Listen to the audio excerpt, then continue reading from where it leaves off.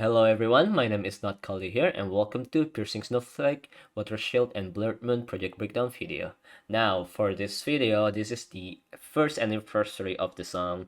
Technically, it's a month late, but it's still it's still in on the same year, so it still count. And also, if you haven't heard the song, you should check it out on this description. There will be a link to it. And if you already heard the song, let's go to the video. So the first thing on this song is the intro. For the intro, I want to make the intro to be um, intense and kind of mysterious because Aqua's like met her long miss, like her sister, and she just met her, and it kind of created this like mysterious situation, and it's like what happened to her. And the first thing that I did, it was very simple. It's only like three layer of ambience and some flute and sraj, that's not erhu, and a piano for playing the low note. So let's just start it. So this sample is actually from freesound.org, and I will I mean not set, put the link on the description if you want to use it. So this is the first sample, the first layer. It's kind of thin, so that's why I added more. For this is for the middle frequency.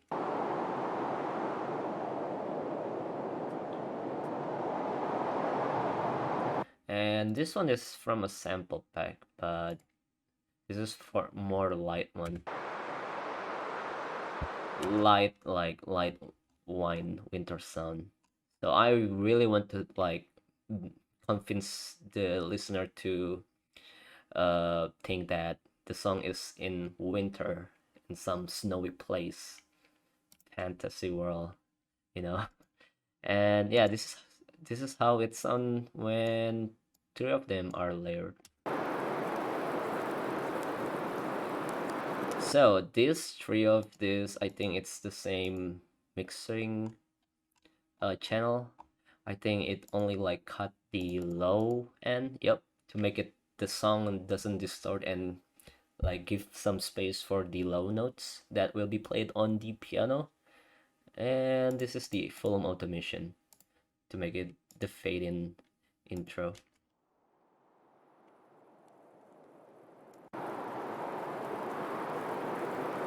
Okay, so the next one is the flute and the erhu. So these two are a plugin. I render it out because it takes a lot CPU, especially the flute. It can like take like half of it to just play this certain part, and I don't wanna do that, so I just render it out, and this is how it sounds like.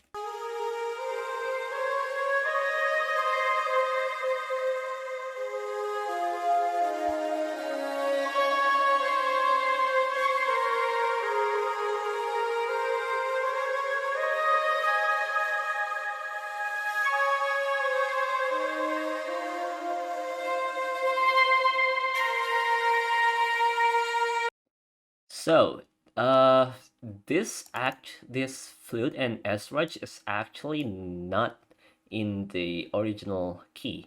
It was on F sharp because when I made this song, I made the last drop first.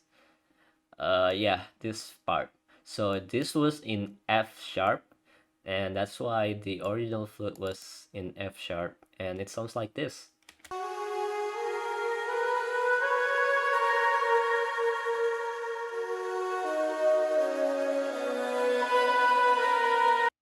So I use like the algorithm E2 generic, and I just pitch it up, two semitone up, and that's it.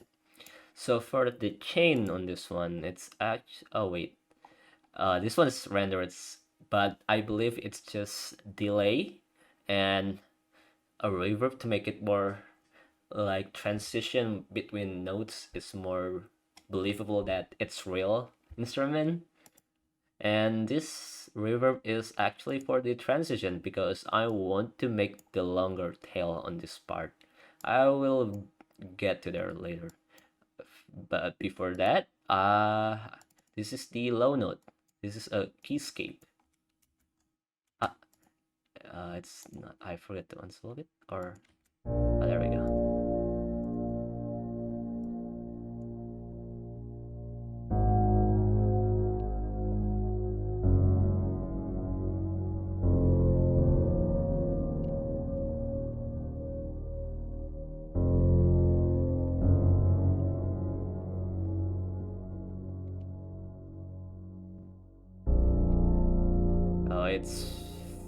It's very simple. It's just playing the low note and here how it sounds like together.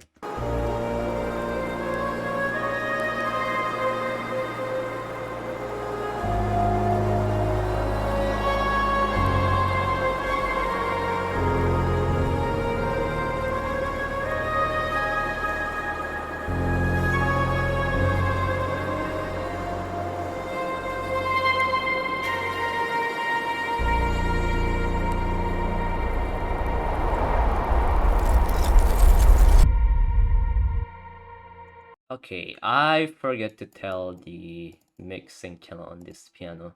It's very simple, I think. It was, yeah, only delay with ping pong, type with Valhalla room, pretty big reverb, and some small echoing on the middle section of the frequency, and full automation.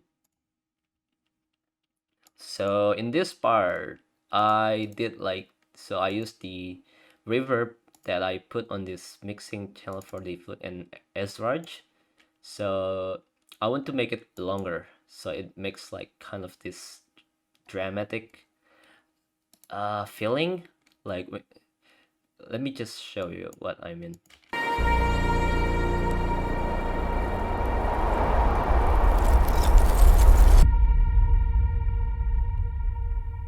Like you can still hear the flute around here. It's just like the tail of the reverb. So I automate that to be very very long around here and then stop around here when the piano plays. And also this one is a reverb I mean a reverse impact from Boom Library.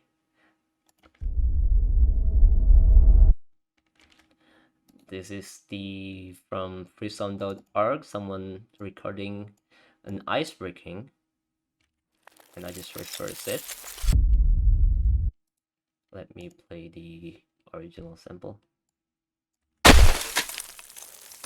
That's the original. Just pitch it up and reverse it to make those icy transition. And there's another impact. Very low boom impact. Alright, to the next part. So for this part, I want to make a piano breakdown on this part.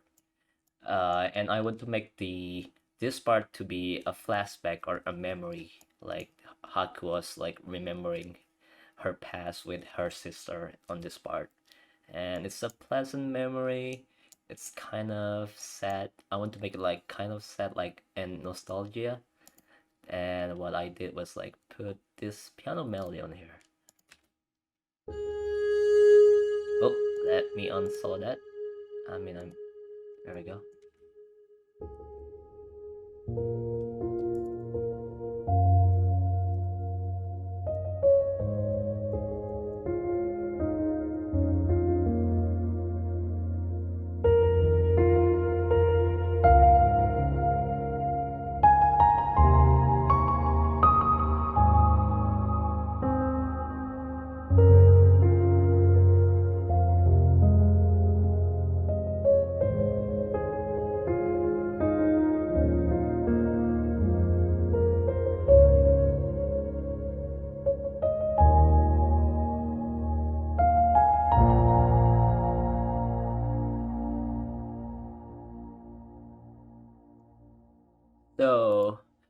this piano melody, this was started as a sketch. So before this song was created, I was sketching in my while I was like taking a bath and was like, hey, this melody sounds really good for something.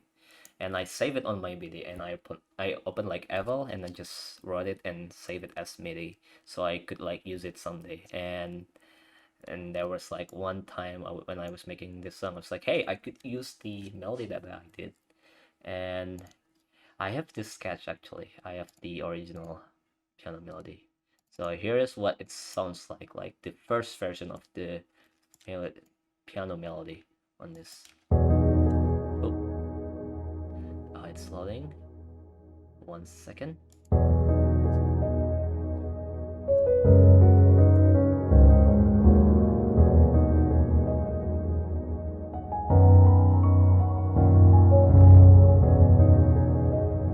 So that's what it sounds like. It's very simple and very fast. And what I did is like I watched like some of the YouTube and some Twitter piano playthrough. There was like an artist that used like a playthrough, a MIDI playthrough to showcase their piano piece, and I just like use those like video to as a reference for to make my melody sounds like human and like an actual like piano player play this certain part. So for the next part is the air hoop part. So this is a contact library, and here's what it sounds like.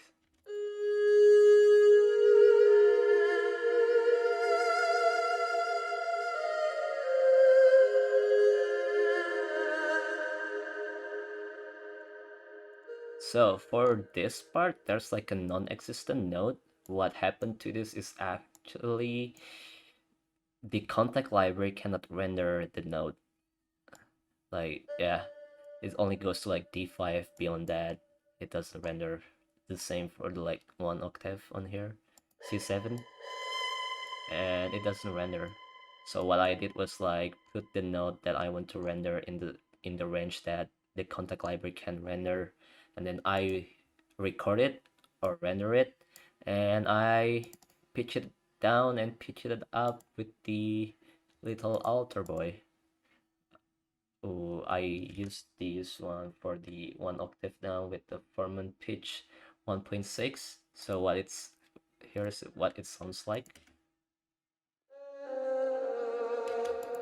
So without the effect, yeah, that's what it sounds like. For the higher note, I use the FL sampler to just E3 mono it. So what I know about this algorithm is, well, what from my understanding is the algorithm try to like keep the sample sound similar to the original pitch. So when I use like E3 generic, it doesn't sound like erhu. Like like check this out.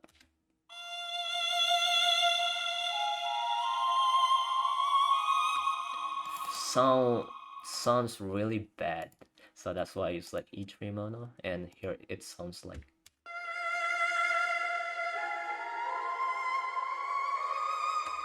So the cause of E3 mono is like you can hear that glitchy noise, and when you use like little altar boy, there's like a grainy.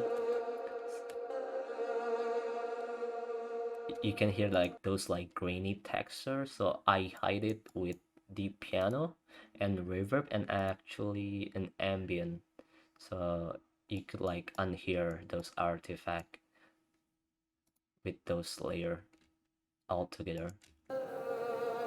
Ah, I forget to.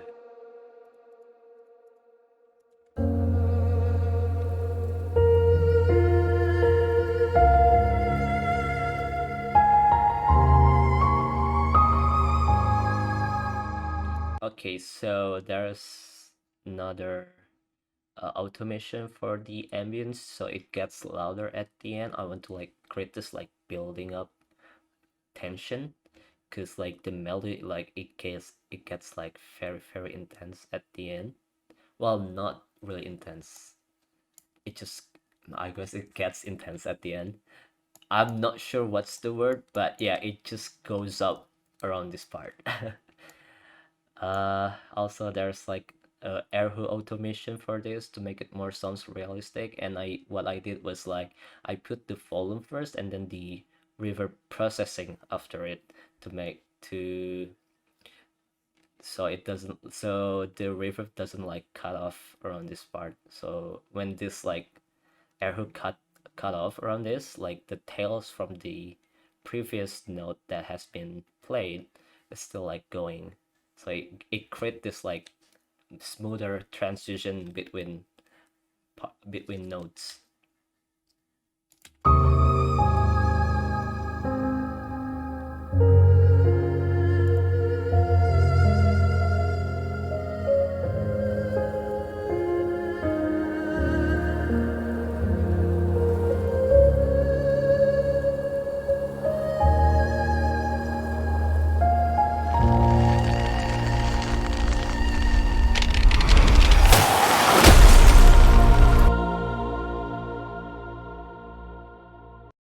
So for the next part is the transition. So in this transition, I use the same reverse impact that I used in the intro to make more the transition more subtle, and then boom library, and then more boom library sound effect. This is the eyes that we use as the reverse. Another impact, another impact here, another glass. Well, it's a glass breaking sound effect. Oh, sorry about that. There we go. So in this sample, I use like phase stereo. What it did is, it automatically panned the sample based on the sample length. So for example, from here, it will like automate from the right, and then it goes to the left around here. So if you're wearing headphone, I think you can hear like the panning on there. Okay, the next part is the build up. This part I want to be a continuation from this part. It it's like very intense situation, like like the Aqua's asking her sister what she did to her family and her village, and Aqua's know what she did, and everything getting intense and very like raging situation, like from the atmosphere going wild, and the brass getting more blasting in your ears, and there's impact to make it more the scenario more dramatic. Let's start breaking it down from the atmosphere. It's the same as the intro, and the second one is actually the same but with different processing. I want to make it like the ambience goes wild too. So what I did is like boosting the high end and cutting the low and cutting some mid frequency for the melody that will be like blasting in the middle part. So if we compare it to the intro, it's very different. So let's start with the melody or the chord. For this part, I wrote this build up from a choir first. So here's what it sounds like. Whoops, let me solo that.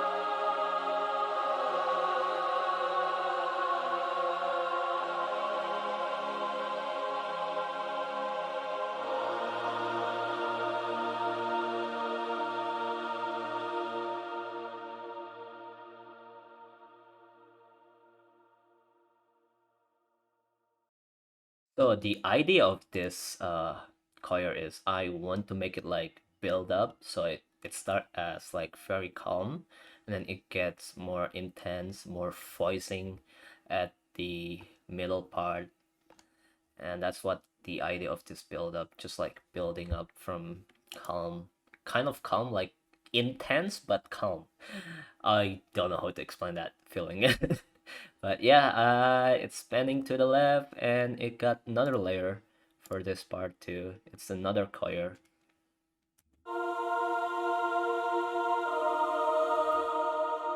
So with this like layer, like this one is going to the right, panning to the right, and then this one panning to the left. It make this like very wide choirs. And also like the right panning is actually different choir to make it more, I guess, not more variative wide.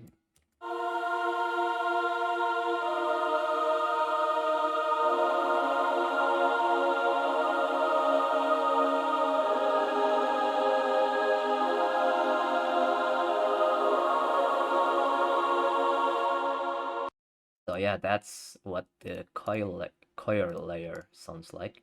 For the next part, I think this is the brass.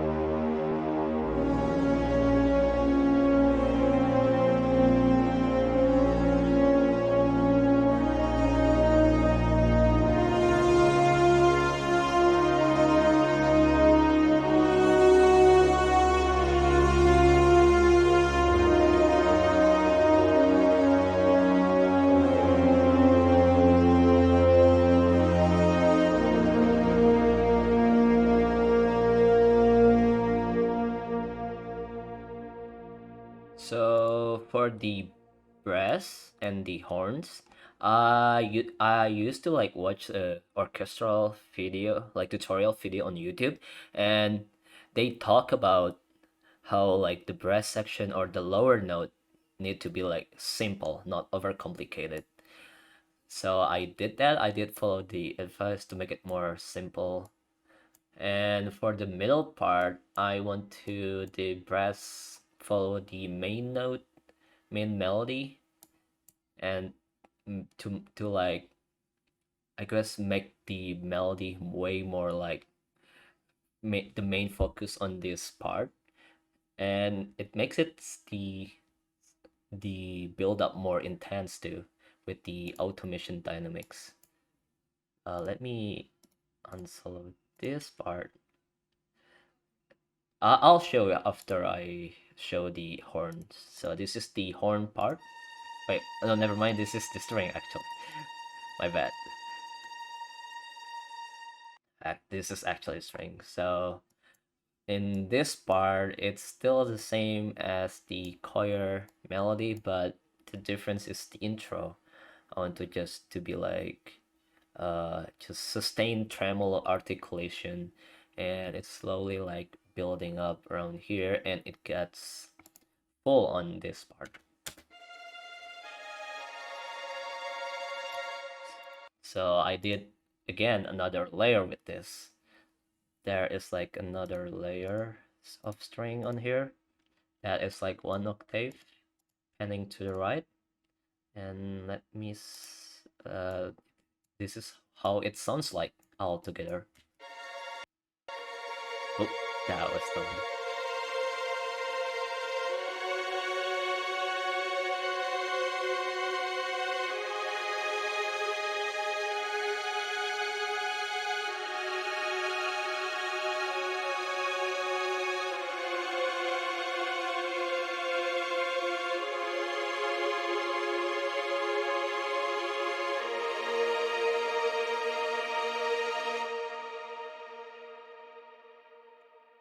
That's how it sounds like. And the last part is the horns. So this part is the same as the brass, but yeah, I think it's the same.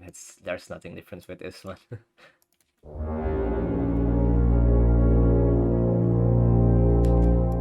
So this part is controlled by the same automation on the playlist. It has this like dynamic horns. I want to make it like blast in this like middle section, and it gets like way more louder around the end. So there's like impact too. So this part is to make the scenery more like dramatic. It's very like low compared to like other instrument. Like it's scattered like around some of the part. I didn't like use it every single bar because I don't want to like annoy the listener to like. It kind of sounds like fine boom if you like play it too much. So yeah, this is the another part of this is the dynamic control on the violin. So I want to like the violin sounds like fading in from the transition, so it doesn't like gets louder so suddenly. And I automated until the part where the impact hit, so it creates this like very like fading in, building up tension on this part. Let me solo it.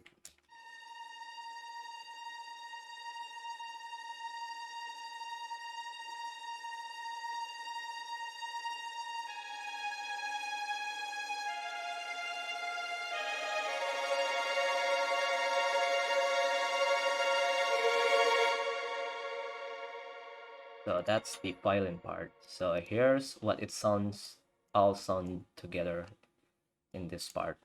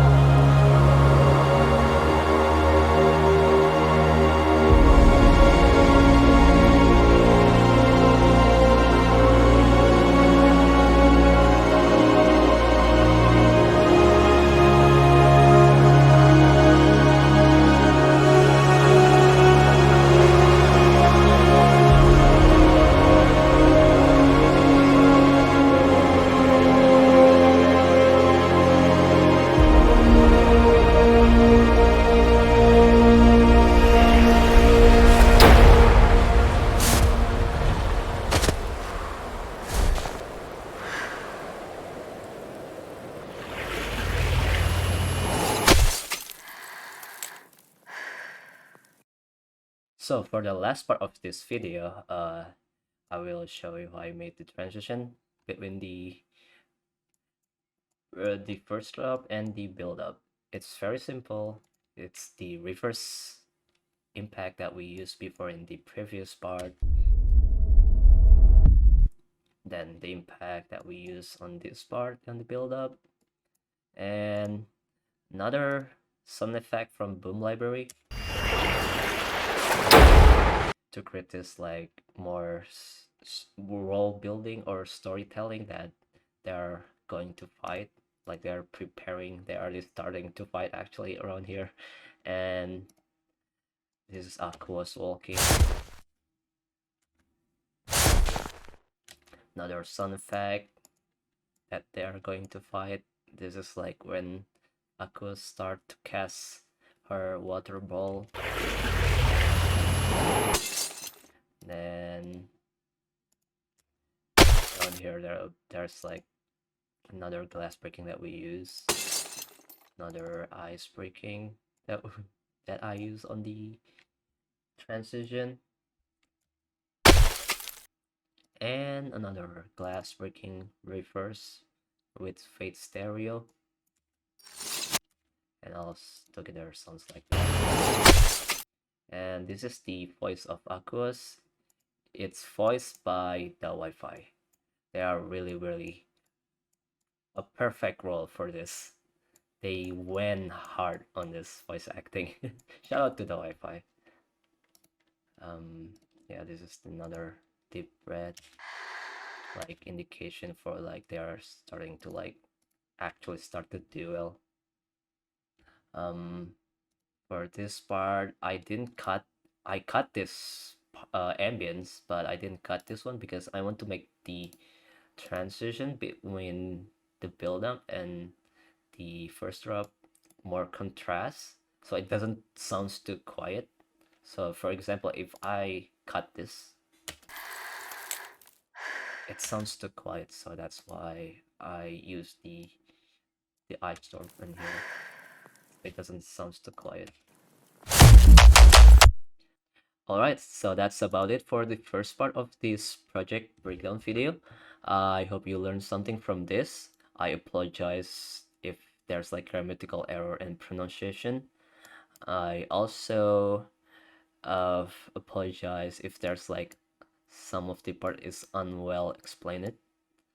So if you still confused of some part that I explained, please let me know in the comment section. If you have suggestion or question, please let me know too. And I also apologize if I didn't really explain like about the chord and the melody, because I really don't know about music theory. So I hope somebody can help me with that. And once again, thank you for watching this part and see you in the next video. Bye.